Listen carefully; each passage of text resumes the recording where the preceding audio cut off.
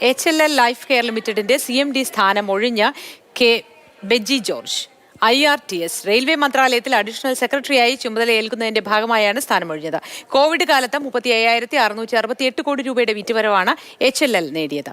2017-18 നഷ്ടത്തിലായ company ലാഭത്തിലേക്ക് എത്തിയത് ബെജി ജോർജിന്റെ നേതൃത്വത്തിലായിരുന്നു. ഇന്ത്യൻ റെയിൽവേ ട്രാഫിക് സർവീസ് ഉദ്യോഗസ്ഥനായ ജെബി ജോർജ് 2019 HLLന്റെ നേതൃത്വത്തിലേക്ക് എത്തിയത്.